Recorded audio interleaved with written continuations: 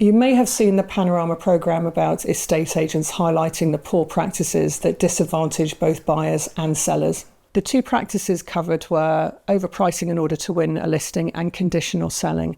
And that means when an agent will prefer a specific buyer because it's of benefit to them, the estate agent. So maybe they're using the mortgage company that the estate agency prefers and gets a referral fee from, or possibly even solicitors and conveyancing services.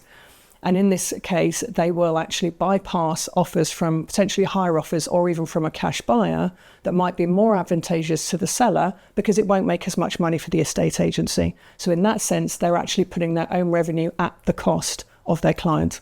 We are aware that these practices go on, and in fact, there's a lot more that goes on that in our view disadvantages sellers and sometimes buyers as well. As an industry, estate agents aren't particularly liked, and it's exactly these sorts of practices that cause that, but not all of us are cut from the same cloth. Ironically, of course, the agents in question appear to be cheap because they usually would charge around 1% or in fact a fixed fee, but in the long run, they're costing their clients a lot more money. So it's a common line that I use when I speak to clients that I go and talk to is that we appear to be the most expensive agent, but in the end we will be the cheapest, and some of these practices highlight just a part of that picture. So in these cases, we're looking at cheap agents who are then bumping up their income through referral fees to lenders, to solicitors, often in-house.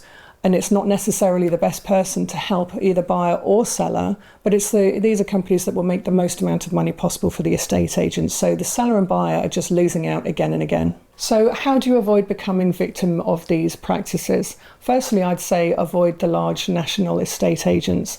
They're largely based on numbers. The more properties they list, the more they'll sell. And you may even have seen some of them using that in their advertising. We sell more properties than anyone else in the area, with very little focus on price achieved or level of service provided. They are answerable to head office and their shareholders, so it really is about cutting costs where possible and churning out properties as quickly as they can with very little attention to the people involved, the buyers and sellers, going through one of the most stressful times in their life where they really would benefit from a personal service. And therefore, secondly, I would recommend working with a small local agent who can give you the personal service that you really deserve, who will be honest with you and who isn't answerable to a head office to meet certain numbers.